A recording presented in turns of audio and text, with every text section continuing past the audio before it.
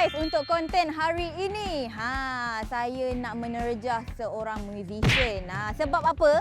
Zaman sekarang ni, di fasa-fasa sekarang ni banyak sangat dah konsert-konsert, program reality show, banyaklah kan. Tapi korang pernah terfikir tak, apa sebenarnya di sebalik dunia muzik ni? Sebab maybe ramai dah tertanya tapi tak tertanya. So, saya mewakili anda semua untuk masuk ke dalam Music Bliss ni dan akan interview seorang musician tentang latar belakang muzik. So without wasting our time, let's go check it out. Alright, hi guys. So sekarang kita berada di Music Bliss Petaling Jaya. So dengan saya sekarang ni, saya bersama dengan saya Haizik. Okay, Haizik, cuba memperkenalkan diri awak dulu. Okay, hai. Saya Haizik daripada Music Bliss. So saya kerja di sini sebagai content producer, video editor, macam-macam lagi lah. Nampak dia punya job scope saja dah membesarkan dan boleh menjayakan Music Bliss lah selama hari ni. Yang mengusahakan untuk mempromotkan Music Bliss, dia lah orangnya. Yalah, banyak lah. Betul. So dalam masa sama juga, dia juga yang akan explain dekat kita semua tentang apa yang kita nak tahu about music lah, basic music. So simple question je Haizik. Kita nak tanya pasal mic. Okay. Sekarang ni mostly orang yang baru nak try music, baru nak belajar pasal music, menyanyi lah especially kan. Saya tengok ramai penyanyi-penyanyi yang ada mic berbeza. Okay, betul. Dan kenapa? Perlu ke mic lain-lain ataupun kena yang mahal ke? So, mic ni kalau kita tanya kenapa lain vokalis, lain mic, dia ada dua lah sebab dia. Okay. Sebab yang pertama, sebab sound, karakter. So, setiap mic ni, korang tengok memanglah rupa dia berbeza tapi sebenarnya sound karakter pun berbeza. Contohnya macam Sure, dia lebih cater kepada orang yang bersuara yang lebih nipis dan juga nyaring. So dia membantu untuk balancekan balik suara tu. Manakala Sennheiser pula dia sesuai untuk orang yang bersuara lebih garau, lebih besar. Sebab karakter dia lebih trebleish sikit. Macam tu. Yang ni pula SE ni kita boleh cakap dia sebenarnya di antara tengah-tengah. Dia sama juga dengan Telefunken nak jadi kita tunjuk. Telefunken sama, karakter dia di tengah-tengah. Dia tak terlampau terang, tak terlampau bassy juga. So adakah bila orang, maybe lah ada penyanyi-penyanyi yang diorang tak ada nak try pun dulu. Diorang tak try, so nak beli je terus kan. Adakah benda ni adalah mic yang mic SE ni jalan selamat untuk diorang beli mic untuk permulaan tu? Okay, kita kat Music Bliss ni sentiasa encourage customer kita untuk kalau boleh untuk mic ke, untuk gitar ke apa ke, better datang cuba. Sebab orang lain suara. Okay Haizik, saya nak tanya. Bila dah ramai sangat penyanyi ni yang saya perhati, diorang ada mic diorang sendiri. Adakah diorang yang pernah datang Music Bliss ni untuk beli mic, penyanyi-penyanyi kat luar tu, ada favourite brand diorang sendiri? Oh, of course. So macam contoh, masa saya kerja dekat sini sebagai sales dulu, saya duduk situ. So yang pernah try mic kat sini, Siti Nurdiana pernah try. Oh, okay. Siapa lagi? Ramai lah. Kadang-kadang tak teringat. Kak Liza ada? Kak Liza Teluk Intan? Kak Liza pun ada. Ada guys. Jangan main-main. Cindailah mana menjual kuenya laku lah manis.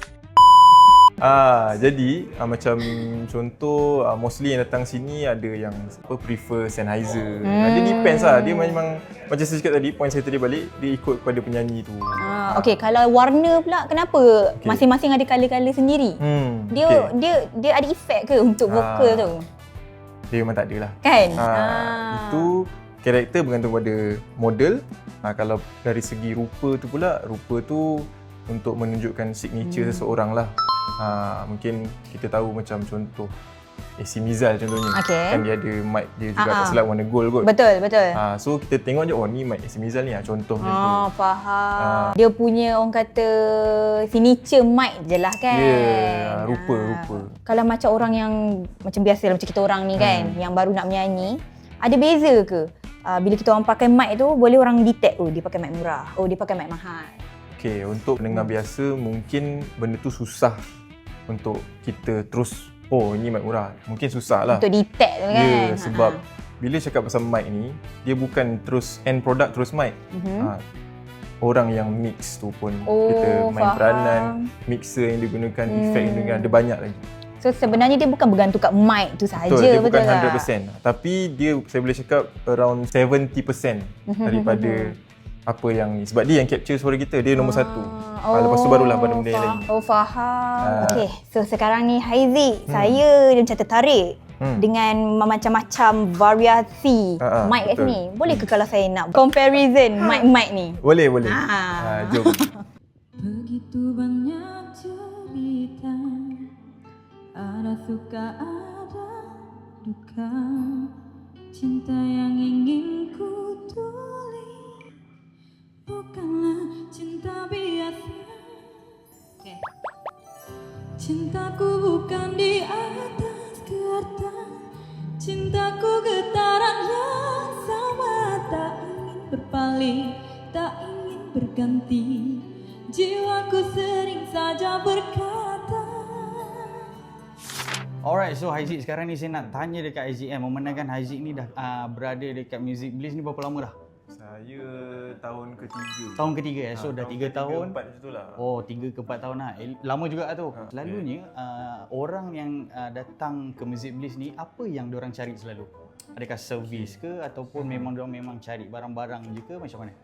Okay, kalau kita cakap pasal barang-barang kan, dia tak spesifik tau. Macam sebelum saya masuk Music Bliss pun saya ingatkan kedai ni more kepada gitar saja. Faham, betul. Tapi bila saya dah join, baru saya tahu yang rupanya pembeli keyboard pun ramai, pembeli macam tadi kita tengok mic pun betul. ramai, PA system sebab kita ada buat PA system masjid, office, restoran semua ada. Dia memang bukan sekadar untuk muzik sahaja lah. Betul. Dia menyeluruh lah. Ya, and also kat sini pun kita ada buat macam awak cakap servis. Lepas tu akademi pun kita ada. Oh, akademi pun nak belajar pun boleh? Ya. Oh guys, ini cara macam ni saya memang akan ke kelas nak belajar lagu TikTok tu tiba. So macam-macam benda dekat sini ada servis, and then bukan gitar, bukan mic, segala jenis lah. Drum ada, keyboard pun ada. Betul. Alright. Saya nak tanya, memandangkan awak dah kerja kat sini, ada tak apa-apa tips ataupun nasihat yang awak harap semua beginner kat luar tu tahu untuk diorang menceburi bidang muzik ni? Okey, kalau belajar muzik ni dia satu benda simple je. Jangan mudah mengalah. Faham? Itu ramai yang beginner buat, apa yang saya nampak. Faham. Bila dah beli gear, beli apa semua, tapi baru je macam dapat sikit difficulty. Okey. Terus. Dia terus give up lah. Dia rasa macam tak boleh lah.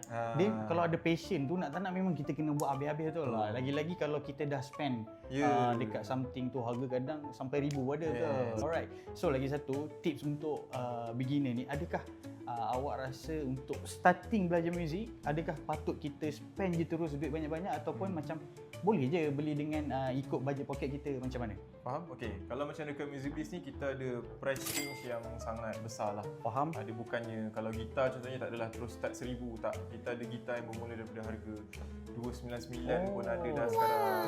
Banyak yang mesra poket juga, tapi bila datang ke Music Bliss ataupun bila korang chat Music Bliss, of course kita akan suggest mengikut apa yang awak perlukan.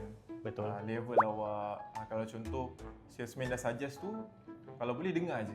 Sebab dia akan suggest mengikut keperluan awak. Alright Haizik, sekarang ni kita nak tanya dekat Haizik soalan yang nak kata panas ke tak panas, tak tahulah kan. So betul ke gitar mahal lagi sedap bunyi dia? Tak semestinya. Kadang-kadang yang mid range pun ada yang lagi sedap daripada yang the top one.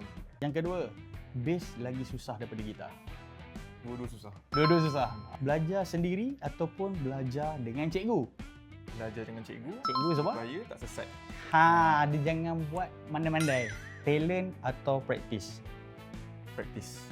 Practice makes perfect. Betul. Last one, alat muzik apa yang awak rasa paling underrated? Saya setujulah dengan apa yang kita bincangkan. Okay. Bass. Bass. Sebab bass player ni selalunya tak dihargai. Betul. Tak dikedepankan sangat kan. Orang selalu hargai gitaris. Sebab yelah, kadang-kadang kita memanglah tengok macam main lead gitar tu memang best lah kan. Tapi dalam satu muzik ni kalau tak ada bass pun tak sedap bunyi dia. Terus tak sedap. Tak perfect lah. Gitar solo macam mana pun, drum gulung macam mana pun, bass tak ada, tak jadi. Alright, so itu dia jawapan daripada Haizik. Agak-agak cemas tak cemas ni?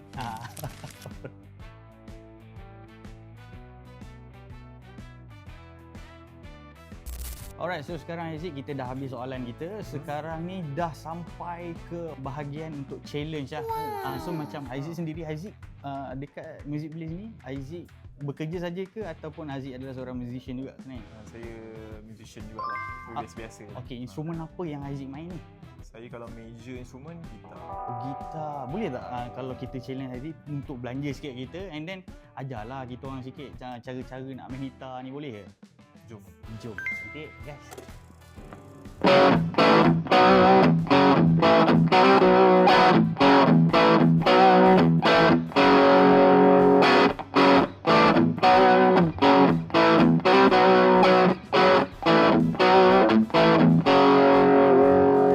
Okay, so hari ni saya nak ajarkan korang satu riff yang very simple daripada Deep Purple.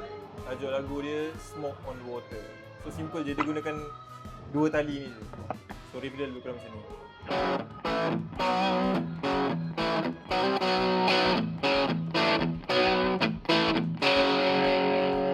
So ulang.